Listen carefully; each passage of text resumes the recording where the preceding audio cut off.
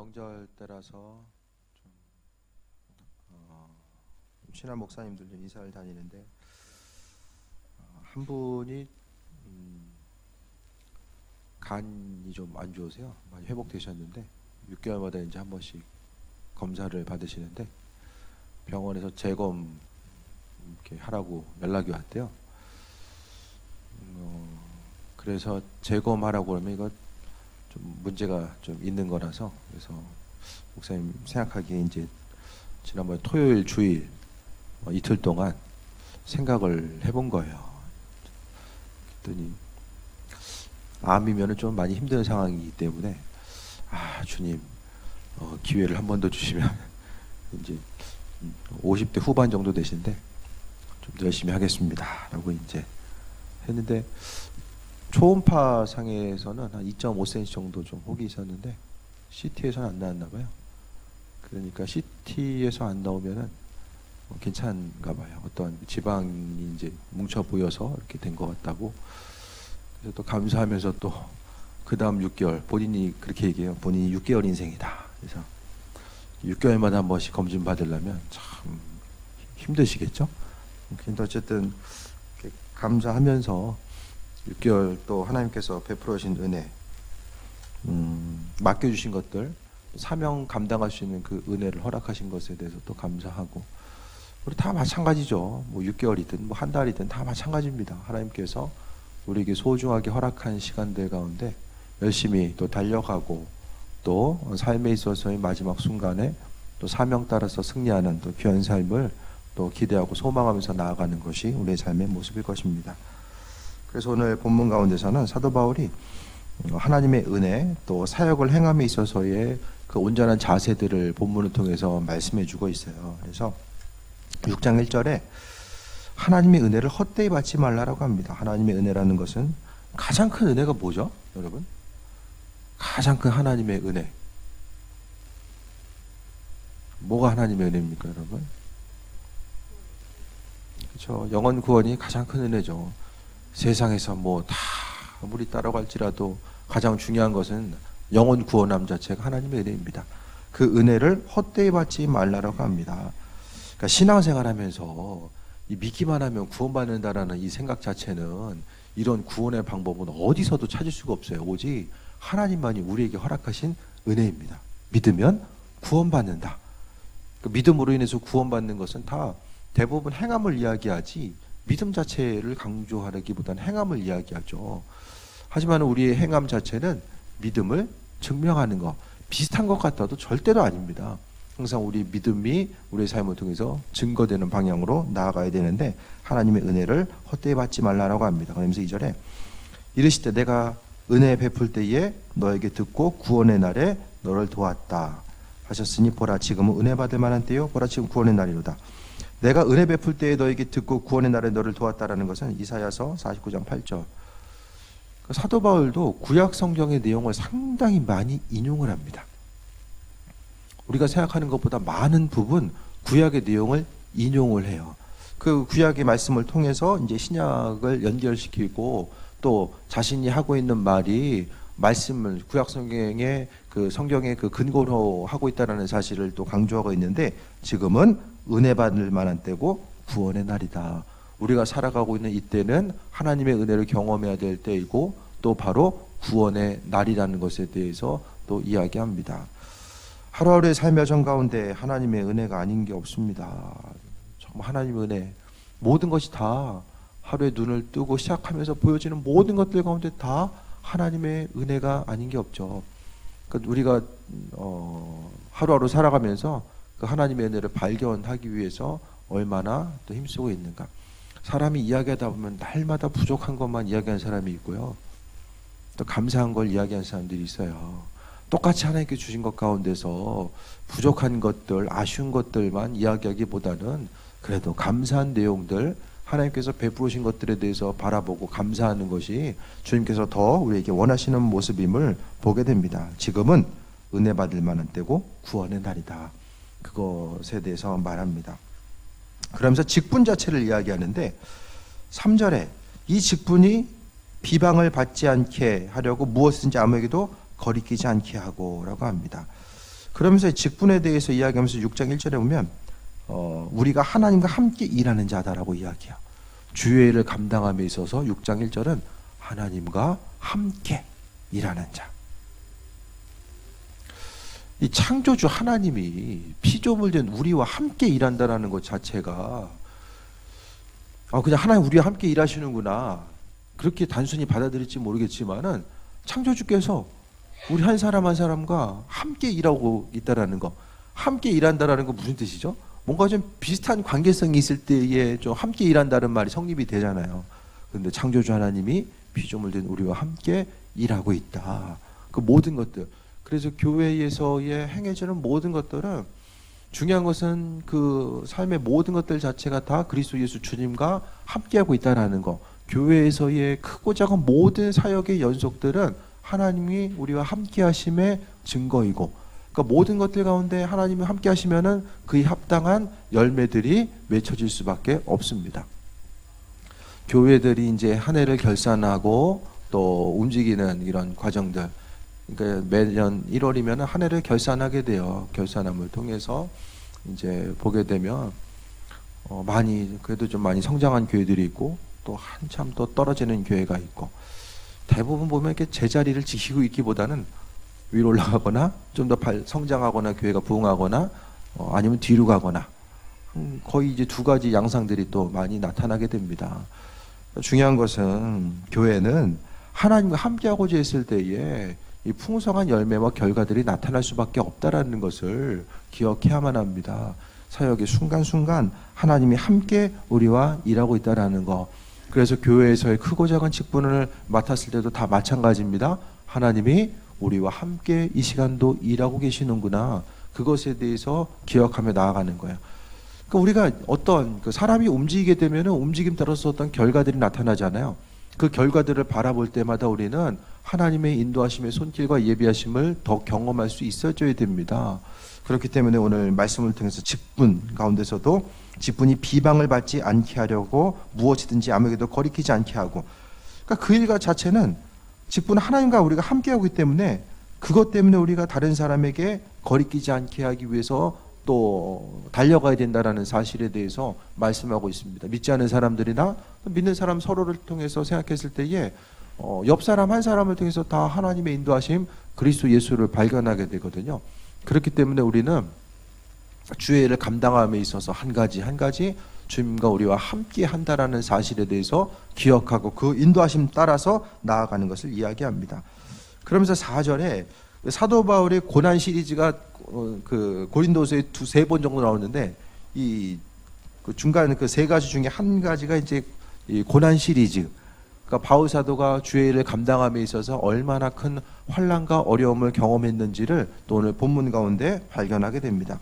그래서 힘들고 어려웠던 얘기를 먼저 하고 있어요. 4절에 모든 일이 하나님의 일꾼으로 자천하여 많이 견디는 것과 환난과 궁핍과 고난과. 그러니까 바울 사도는 하나님이 사명을 우리에게 맡겨 주셨을 때에 그 사명 따라서 움직이고자 하면은 하나님께서 우리를 사용하여 주시는 거죠. 그래서 바울 사도가 주님을 만나고 나서 그가 주의 일에 동참하고 앞으로 나아가기 위해서 사명 감당하기 위해서 나아가는 것. 그러니까 주의 일을 감당함에 있어도 얼마든지 또 쉽고 편안하게 감당하려면 그럴 수도 있잖아요. 그런데 바울 사도는 자천해서 움직였다라고 이야기합니다. 그러면서 하나님을 일꾼으로서 가장 먼저 이야기하는 것이 견디는 것. 4절에 나와 있는 것처럼 견디는 것을 먼저 이야기하고 있어요. 그러니까 신앙생활은 참고 인내하는 것이 너무나 중요한 부분을 차지하게 됩니다. 신앙생활 한다는 것은 사람이 계획하고 준비하고 하나님 향해서 기대했던 것들이 하나하나 이렇게 맞아 떨어져가는 그게 아니거든요.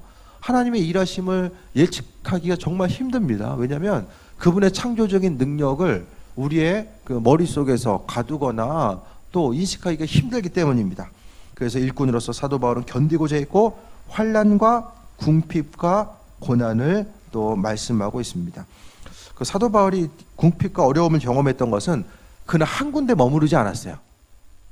계속 다녔어요. 한 곳에서 계속 머물렀으면 이렇게까지 어려움 나가지 않았을 텐데 계속 움직인 거예요.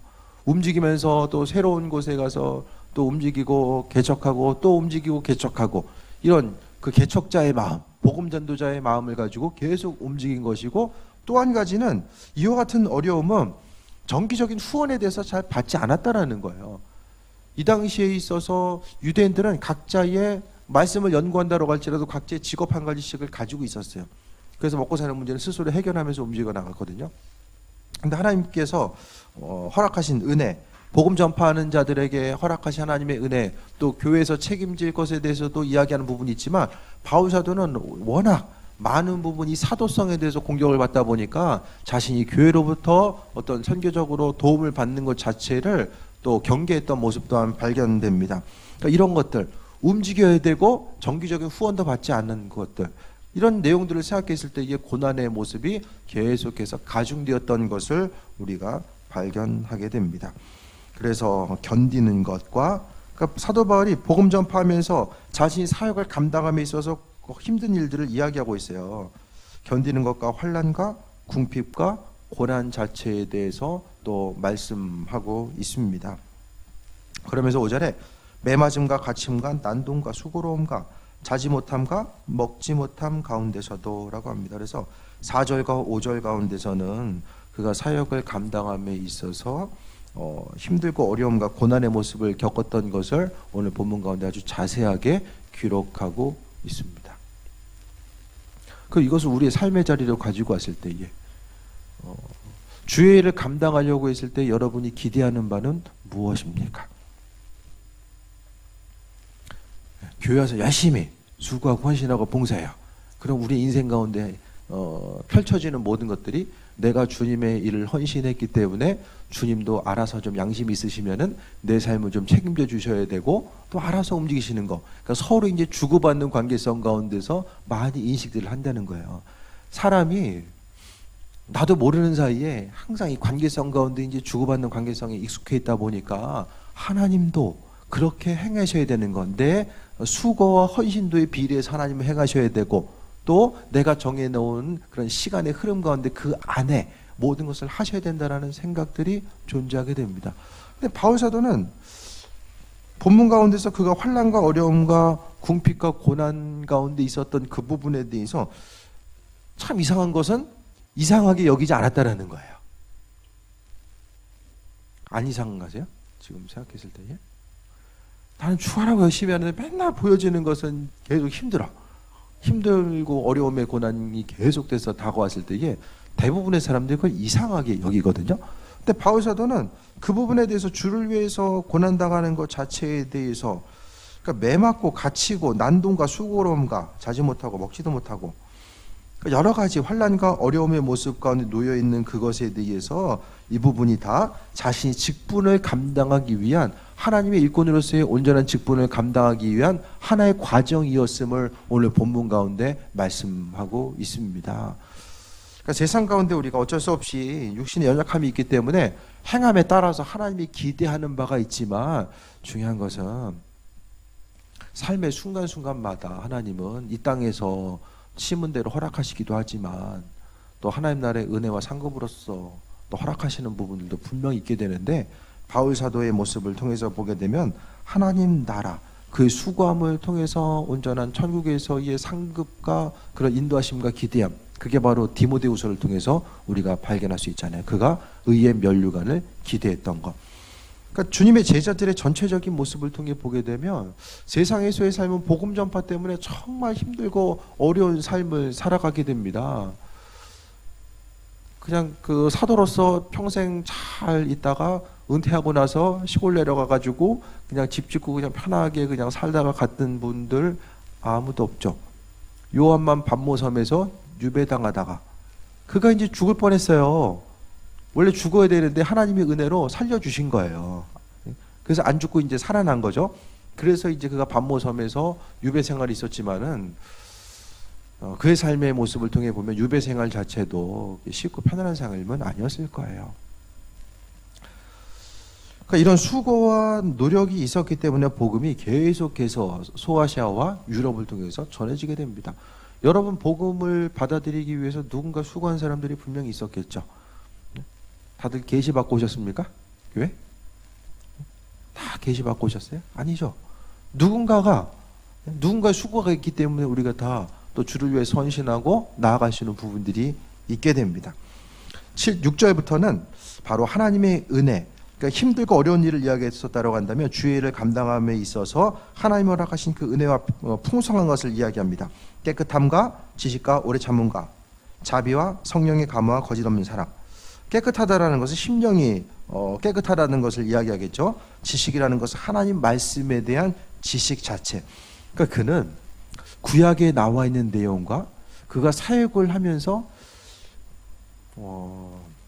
신학에서 가장 그 성령으로 충만했던 사람이 주님의 제자들입니다. 왜냐하면 성경을 통해 우리가 지금 큐티를 통해서 보게 되지만 성령 충만한 이들이 그 성령 충만함의 목적 자체는 뭐냐? 복음 전파거든요. 그러니까 복음 전파의 현장이 있을 때에 하나님께서 더욱더 성령 충만함을 이끄시고 인도하시고 함께 하셨음을 우리가 발견하게 돼요. 그래서 그 지식이라는 것은 하나님의 말씀을 이야기하고 또 오래 참는 것, 견디는 것과 오래 참음이 이제 그 공통적으로 나오게 되죠. 그리고 자비함, 심령의 자비함과 성령의 감화, 성령께서 삶의 순간순간에 여정 가운데 이끌어 주시고 인도하심. 오늘 하루의 삶이어진 건데 교회 가기 전에, 교회 오늘 오기 전에 예수님 생각을 좀 생각나셨어요? 교회 오기 전에 뭐 밥을 먹든지 아니면 뭐 잠깐 뭘 하시든지 일하는 중간이라도 뭐 한두 번이라도 좀 예수님 생각을 하셨습니까? 그런 한두 번들이 모아져서 항상 앞으로 나아가는 거죠. 그래서 주님에 대해서 하루의 삶을 통해서 기억하는 게 믿는 사람의 영성이고, 그러니까 삶의 순간순간 그것을 그러니까 주님과 교제함에 대해서 중요하게 여기는 사람, 주님을 의지하기 위해서 항상 입술로 그리스도 예수 주님에 대해서 입술로 고백하고 또 주님이 나와 함께 하시고 동행함에 대해서 항상 인지하려고 하는 거죠. 힘쓰고 노력하는 부분 반드시 또 그것이 필요합니다. 성령의 감화, 성령의 인도하심을 이야기하고 거짓 없는 사랑과 7절에 진리의 말씀 하나님의 능력으로 의의 무기를 좌우해 가지고 6절부터 7절을 요약해 보면 하나님의 말씀이 있고요, 성령의 인도하심이 있어요. 그러니까 사도 바울은 그의 사명을 감당함에 있어서 하나님의 말씀을 우선순위로 더 잡게 됩니다. 그래서 구약에 있는 말씀 자체, 그 말씀을 통해서 깨달아 알고 또 예수님 이후로 베풀어 주신 그 성령의 인도하심, 이 두 가지, 바울은 영성과 지성, 이 두 가지를 동시에 가지고 있었기 때문에 영성이 더 필요한 곳에서는 영성을 통해서 말씀 전하고 또 지성이 필요한 곳에서는 그것을 통해서 말씀 전하고 이 두 가지의 모습이 그에게 구비되어 있었기 때문에 정말 힘들었지만 그래도 하나님의 은혜 가운데 또 능력으로 감당할 수 있었고, 또 무엇보다도 실절에 나와 있는 것처럼 진리의 말씀과 하나님의 능력으로 의의 무기를 좌우해 가지고라고 합니다. 말씀과 능력, 말씀과 성령이 바로 의의 무기라는 거죠. 그러니까 복음 전파하는 것뿐만 아니라 우리가 주의를 감당함에 있어서도 마찬가지입니다. 영적인 능력, 기도하고 말씀의 능력, 이 두 가지가 있어줘야지만이 믿음으로 감당할 수 있는 거죠. 그러니까 말씀으로 체험받음이 없고 또 성령으로 체험받음이 없으면은 힘들죠. 무엇을 해도 힘들어요. 그러니까 주의를 감당함에 있어서 힘든 거는 정말 이제 육체적으로 할 일들이 많아서일 수도 있겠지만은 더 근본적인 일들을 돌아보게 되면 그 안에 말씀과 성령의 능력으로 채움받는 이 공급받는 이 통로 자체가 많은 부분에 막혀 있기 때문에 그런 어려움으로 다가오는 일들이 또 상당히 많이 있습니다. 그래서 우리가 어떤 일을 우리가 감당할 수 있느냐 없느냐 그것 때문에 고민하는 것, 그것 이전에 우리는 그 성령의 이끄심과 예비하신 말씀을 통해서 그 공급받음이 내 안에 얼마나 충만하게 자리 잡고 있는가. 기도도 마찬가지고 말씀 드리는 것도 마찬가지죠. 얼마나 주님 앞에 인도하심 받아서 나아가는가, 그 부분에 대해서 우리가 돌아봐야 됩니다. 그래서 세상을 살아감에 있어서 다 주의 일이 아닌 게 어디 있습니까? 하루하루 살아가면서 다 주님의 영광에 의해서 살아가야 되는 것이고 주의 일을 감당하고 그 일을 맡은 자로서 우리는 말씀과 또 기도의 능력 자체를 또 이야기하고 있습니다. 그러면서 8절에 영광과 욕됨으로 그러했으며 악한 이름과 아름다운 이름으로 그러했느니라. 삶에 있어서 복음 전하다 보니까 영광스러운 순간도 있었고요, 힘들고 어려운 순간들도 분명하게 존재했다라는 것에 대해서 이야기합니다. 그러니까 주의 이름을 가지고 나아가고자 했을 때에 항상 또 고난의 순간이 있죠. 사단이 또 방해하는 부분이 있고 내 인간적인 육신의 연약함 자체가 우리로 하여금 그 일들을 감당하지 못하게 하는 또 방해하는 어떤 요소로 다가올 때도 많이 있게 됩니다. 하지만 중요한 것은 우리가 함께 하나님과 일하고 있다는 거, 그것이 얼마나 또 중요한 요소인가를 돌아봐야 됩니다. 하나님이 우리의 삶을 통해서 이 일을 감당해라라고 그냥 맡겨주시고 만 것이 아니라 하나님께서는 그 일들을 우리로 하여금 감당할 수 있도록 은혜로 함께 하시고 항상 그분의 도우심과 인도하심 가운데 우리가 살아가고 있다는 사실을 말씀하고 있습니다. 그러니까 그 어느 때보다도 주의 일을 감당할 때가 하나님의 능력과 인도하심을 경험할 수 있는 아주 존귀한 시간이라는 거죠. 어떤 반주를 할 때도 마찬가지고 찬양 인도를 할 때도 마찬가지고 어떤 세모임을 인도할 때도 다 마찬가지입니다. 그 순간이 그냥 이 일에 집중할 것이 아니라 그 순간을 통해서 하나님께서 나와 함께 하시고 나를 통해서 일하신다라는 것에 대해서 항상 마음을 열고 거기에 집중하다 보면 그분께서 내 삶을 통해서 이루시고 또 지금 함께하고 인도하심에 대해서 우리가 경험할 수 있게 됩니다. 그래서 믿음이라는 것은 마음의 중심을 어디에 두느냐, 그 의미성을 어떻게 두고 또 거기에서 무엇을 발견하려고 하느냐, 이게 중요한 거예요. 날마다 습관적으로 반복하게 되면 그냥 하루 하나의 좀 일이 되죠. 일로서 그치면은 또 너무나 더 많은 것을 발견하고 거기서 취할 수 있는데 다른 것들도 잊어버릴 수밖에 없다라는 거예요. 그러면서 우리가 누구냐? 우리가 누구입니까? 주의 일을 맡은 자. 우리가 누구인지를 알아야 되는 거예요. 내가 누구냐? 그걸 알아야 된다는 거예요. 제가 신앙의 자존감 얘기를 자주 드리잖아요. 신앙생활하면서 믿음의 그 자존감, 삶의 순간순간을 살아감에 있어서 우리가 믿음의 자존감 가지고 살아가는 것이 중요한데, 사도 바울이 자기 자신을 생각했을 때에 첫 번째 이야기하는 것이 속이는 자 같으나 참되고, 바울 사도가 복음 전하라고 했을 때 에이 그런 게 어딨어, 요즘에 그런 게 어딨어, 믿지 않는 사람도 수많은 사람들이 있었을 거예요. 하지만 다른 사람들은 사도 바울이 속이는 것처럼 보였을지라도 스스로는 참되다라고 이야기합니다. 또 무명한 자 같으나 유명한 자요라고 합니다. 이 바울 사도 자신의 모습을 또 비춰서 또 보게 되죠. 우리의 한 사람 한 사람 생각했을 때 그냥 한 세상 왔다가 우리의 이름 기억할 사람이 누가 있을까요? 나중에 그 세상에 참 이름 남긴다라는 게 뭐 교회나 건축하고 나서 뭐 현판에다가 이름 좀 새기면 그때나 모르겠지만은 누가 우리 이름을 어떻게 기억할 것이며, 뭐 교회 요람 민재 만들어 가지고 뭐 그 정도는 모르겠지만은 자라난 다음 세대가 정신 차려야지 그것도 가능성이 있습니다. 정신 못 차리면 뭐 좀 어려운 거죠. 이제 교회 전문가들은 대부분 이제 교회가 이제 계속 합쳐지는 거. 그동안은 많이 분열됐잖아요. 이제 다 합쳐져요. 왜냐면 내부적인 요인 때문에 도 있지만 외적인 환경 자체가 변하면서 많이들이 이제 합쳐지는 시대로 이제 가게 되거든요. 그래서 우리가 생각했을 때에 무명한 자 같으나 유명한 자. 그러니까 세상 사람들 보기엔 무명한 것 같지만 하나님 보시기에는 정말 유명한 자다라고 이야기합니다. 그리고 죽은 자 같으나 보라 우리가 살아있고 징계를 받은 자 같으나 죽임을 당하지 아니하고, 근심한 자 같은 항상 기뻐하고, 그러니까 우리 8절부터 보면 속이는 자, 또 무명한 자, 죽은 자, 징계받은 자, 근심하는 자, 가난한 자, 아무것도 없는 자, 계속 나오잖아요. 그리고 반대로 이야기하는 것 자체가 참된 자, 유명하고 살아있고 또 징계당하지 않고 기쁨과 부요함과 모든 것을 가진 자. 그러니까 세상 사람들이 이렇게 보는 것 같지만은 우리는 이런 자다라고 이야기하잖아요. 근데 이거를 육적인 원리로 다시 해석하면은 사도 바울은 예수님 만나기 전에 사람들 보기에는 참되고 유명하고 살아있고 모든 것을 가진 자로서 그는 인식됐던 사람이에요. 근데 예수님 만나고 나서 어떻게 됐습니까? 속이는 자 같고 무명해 보이고 죽은 자, 또 징계받은 자, 근심하고 가난한 자, 아무것도 없는 자처럼 된 거죠.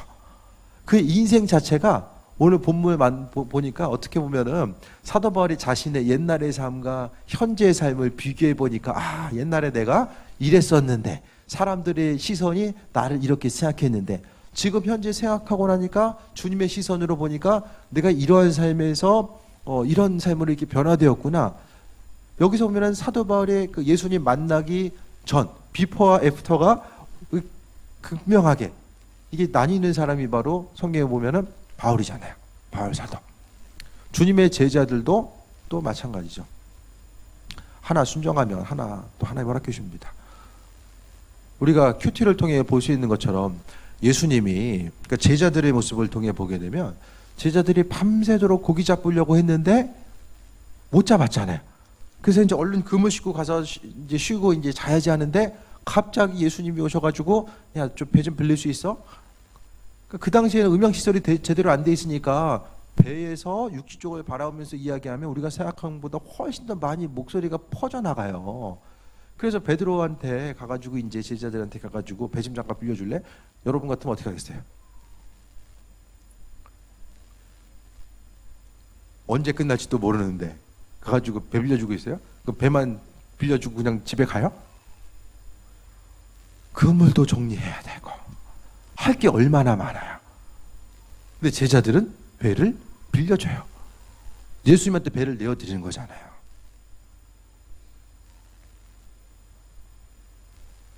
그러면서 어떻게 됩니까? 그 다음에 배를 빌려준 이후에 제자들이 예수님의 말씀을 듣게 되죠.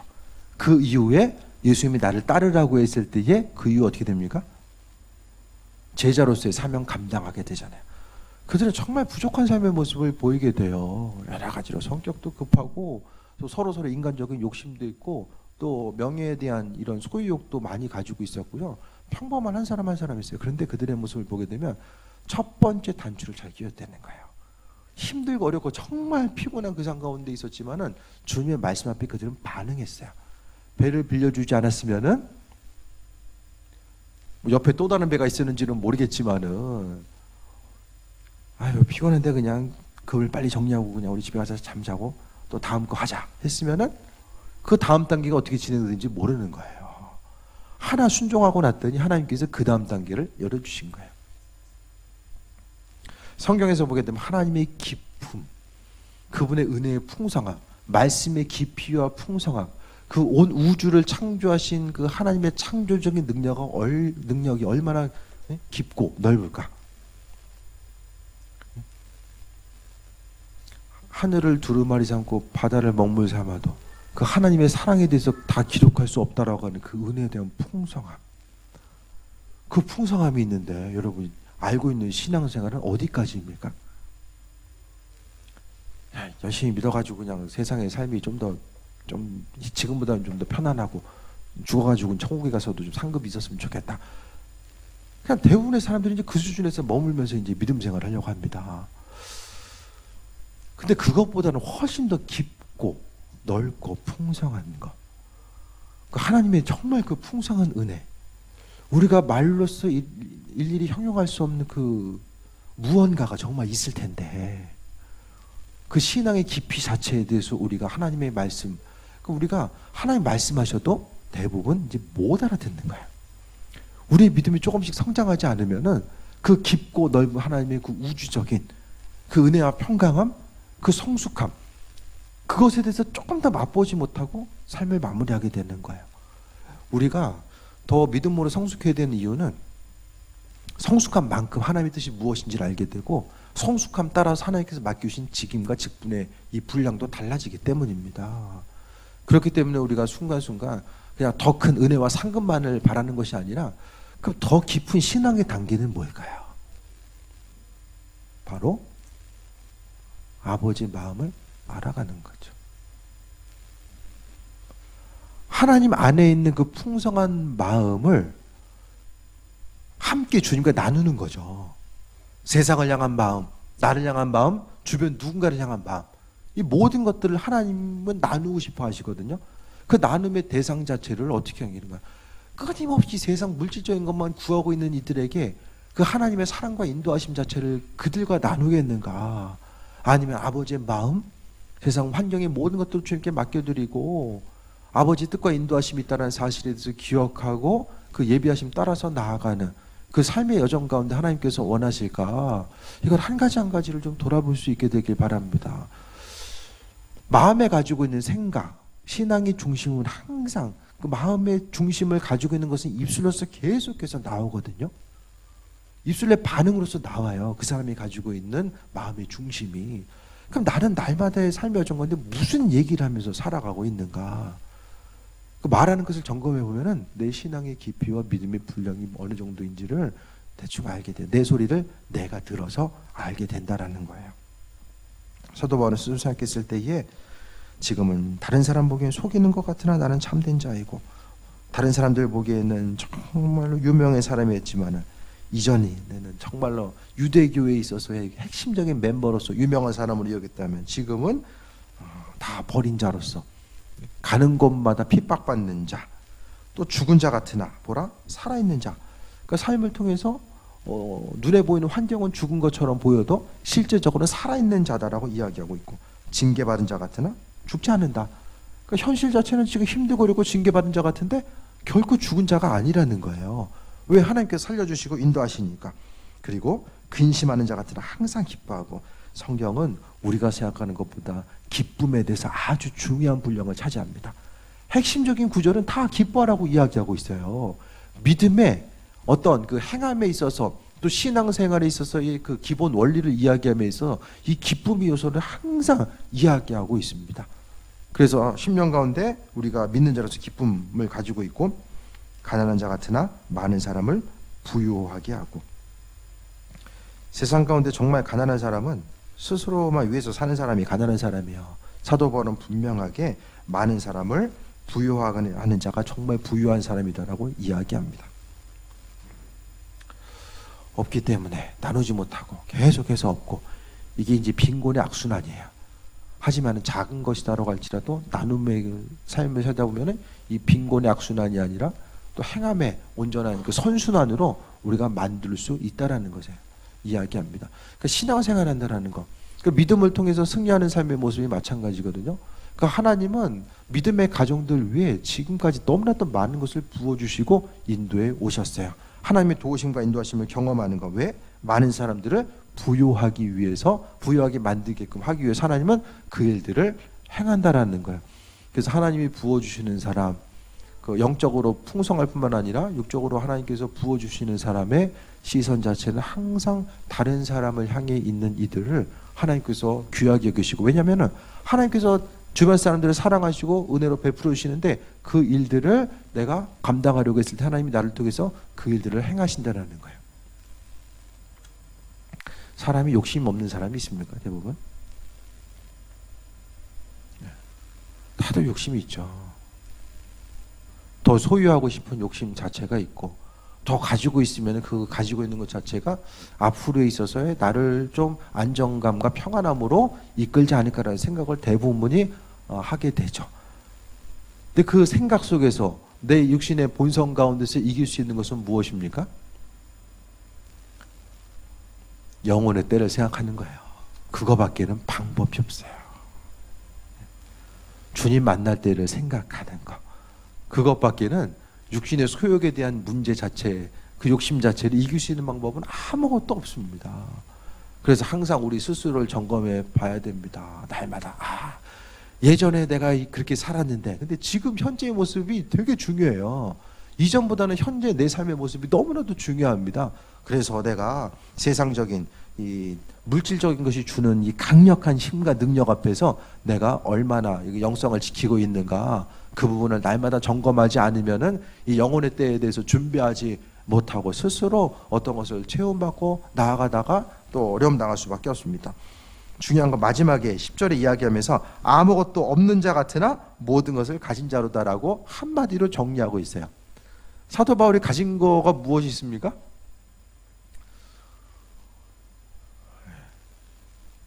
말씀에 대한 지식과 주께 대한 믿음, 성령에 대한 성령의 은혜, 능력, 영적인 능력. 육신적으로 보게 되면 아무것도 없어요.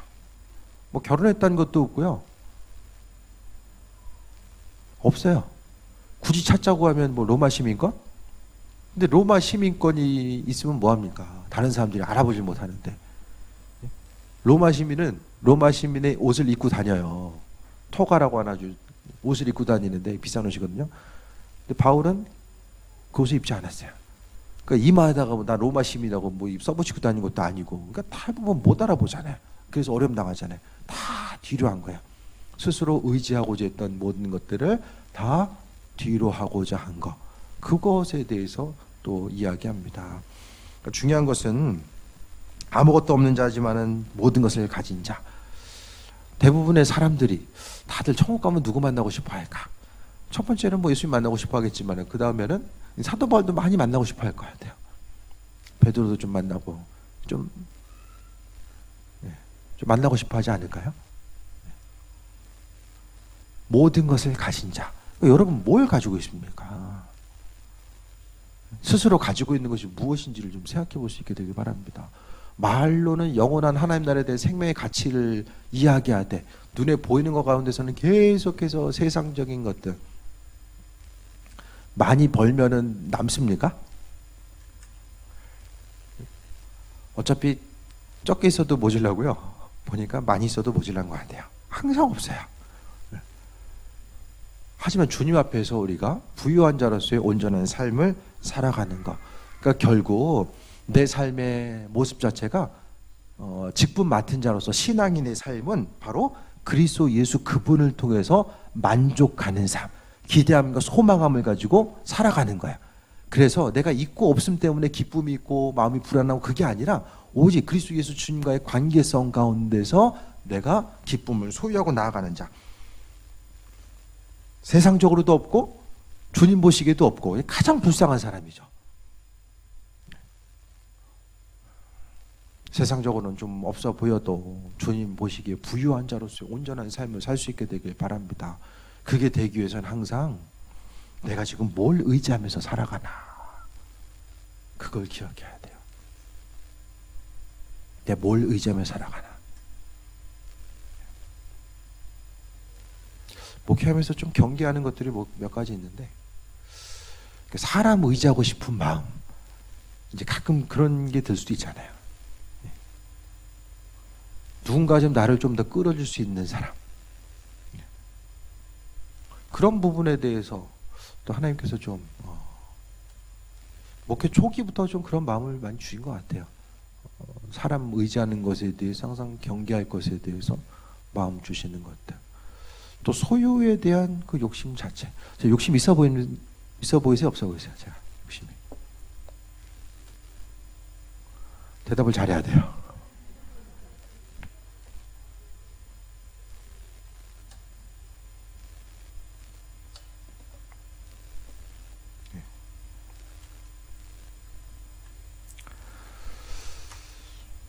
근데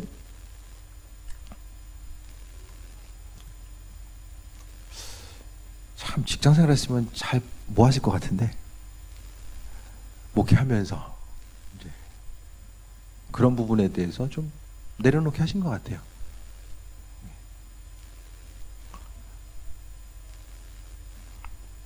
소유에 대한 것들, 무엇을 의지하는가. 사람이 한 번 마음 먹는다고 되나요? 안 돼요. 안 됩니다. 어제까지 마음 먹었어도 오늘 마음 흔들리는 게 사람의 마음입니다. 순간순간 주님 의지하고 우리가 나를 위해서 어떤 것을 행하고 시간을 가지고 또 물적인 것을 가지고 나를 위해서, 가족들을 위해서 누리기에도 부족하지만 그래도 하나님께서 그분의 소중한 직분을 우리에게 맡겨주시고 함께함으로 맡겨주셨기 때문에 그것에 대해서 하나님 창조주께서 피조물 된 우리에게 그분의 사역을 함께 감당할 수 있도록 맡겨주심 자체, 항상 하나님 나라의 부유한 자로서 주님 앞에 가는 그 순간까지 부끄럼 당하지 아니하고, 오늘 말씀 가운데 그랬던 것처럼 아무것도 없는 자 같지만, 현재 보기에 정말 아무것도 없는 것 같지만 주님 앞에서는 그래도 없는 자가 아니라 하나님 보시기에는 좀 부유한 자가 되어서 삶을 살다가 그래도 그분 앞에 좀 겸손한 마음으로 가면, 그래도 죄된 모습으로 갔지만 주님께서 그래도 우리의 삶을 조금 더 칭찬하시고 인도하시고 함께 하실 것에 대한 소망함과 기대함 가지고 나아갈 수 있지 않을까라는 생각을 해보게 됩니다. 믿는 자로서 항상 하나님의 은혜, 그 인도하심, 그러니까 모든 것이 다 지금 사도 바울은 힘들고 어려운 일이 있었고 기쁨 가운데서 했지만 이 모든 것이 다 하나님의 은혜였다라고 결론적으로 고백하고 있는 거예요. 고린도 교인들에게 야, 내가 복음 전파하기 위해서 얼마나 고생한 줄 알아? 그거 알면 좀 잘 좀 해봐. 이걸 이야기하는 것이 아니라 힘들고 어려웠지만 지금까지 사역을 감당하고 여기까지 올 수 있음이 하나님의 은혜였다라는 거. 그러면 우리가 눈을 뜨고서 지금 하나님의 은혜가 아닌 것들이 뭐가 있습니까? 논문 맡긴 거 찾아오고 나서도 보고 나서 교회에서 기도했어요. 다 주님 감사합니다. 나머지 다 감사할 제목이 아닌 게 어디 있습니까? 전부 다 우리가 받을만 해가지고 받았습니까? 다 은혜입니다. 예? 우리가 지금 하나님 보시기 합한 자로서의 모든 것을 행했기 때문에 우리가 지금 살고 있습니까? 그분은 은혜로 다 살고 있잖아요. 지난 날을 돌아봤을 때 정말 힘들고 어려움이 있었다라고 할지라도 평탄해 보이는 그 하루하루의 삶의 여정 가운데서도 하나님의 은혜 아닌 것이 없습니다. 왜? 그래도 하나님 직분 감당하기 위해서 하나님께 마음의 중심 두고 하루하루 살려고 발부둥치다 보니까 그래도 주님께서 그 한 부분 귀하게 여겨주셔서 우리로 하여금 좀 부족하지만은 사명 맡겨주시고 그래도 잘했다 칭찬해 주셔서 여기까지 오지 않았나 그런 생각을 해보게 됩니다. 눈에 보이는 거 조금 힘들고 어렵고 주님 이것만 좀 해주셨으면 좋겠는데 그런 좀 아쉬움이 있다라고 할지라도 그 순간까지라도 다 하나님의 은혜임을 우리가 고백하고 믿음으로 달려나가고 그분과의 관계성 가운데서 또 새해 먹고 나아가면 그 모든 것이 다 시간이 지나고 나면 조금씩 더 이게 하나님의 은혜였구나. 그래도 주님께서 막아주시고 함께 하시고 인도하셔서 여기까지 왔구나. 그것에 대해서 날마다 기쁨과 감사함을 가지고 그래도 감사의 눈물 흘리는 이들을 하나님께서 존귀하게 여기시고 인도해 주실 것입니다. 그래서 하나하나 하나님의 시간의 때에 따라서 하나하나 만들어 가시고 다듬어 가시고 인도하시고 또 교회 가운데서도 하나님의 베푸심과 인도하심과 함께 하심을 바라보는 거죠. 그래서 다른 거 큰 거 아니라도 하나님께서 교회 공동체를 보면 그분께서 그 일들을 어떻게 행해 오셨고 앞으로 어떻게 행할 것인지를 바라보게 되는 거죠. 올 한 해 조금 더 주님에 대한 기대함과 소망함 가지시고 또 맡겨주신 사명들 믿음으로 감당하며 그 사명 감당함 가운데서 주님의 세밀한 음성과 그 손길을 경험하고 우리의 믿음이 더욱더 성장해서 주님의 은혜 가운데 그분의 음성 듣고 또 인도하시마다 새해 먹고 나아가는 귀한 삶 되시길 축원드립니다. 기도합니다. 하나님 감사합니다. 삶의 순간순간 주님의 은혜가 아닌 것이 없습니다. 우리의 생각과 욕심 가지고는 아무것도 할 수 없습니다. 주님, 날마다 사도 바울이 나는 날마다 죽노라라고 했던 그 믿음의 고백이 우리에게 있어야 될 때가 아닌가 생각합니다. 주님, 하나님 말씀 앞에 올라오는데 육신의 생각들을 내려놓게 하시고 주님의 도우심 가운데 아버지 하나님 믿음으로 승리하는 자, 하나님 말씀대로 살아가기 위해서 포기하고 결단함이 있다라고 할지라도 아버지 하나님 믿음 지키고 나아갈 수 있는 그 부분 하나님께서 날마다 허락하시고 은혜 위에 은혜 더하여 주옵소서. 하나님 한 분 의지하기 원합니다. 주님만 의지하길 원하오니 주님의 우리 심령을 두드리고자 했을 때에 마음문 열고 아버지께 응답한 삶 되게 하여 주옵소서. 감사드립니다. 예수님의 이름으로 기도드립니다. 아멘.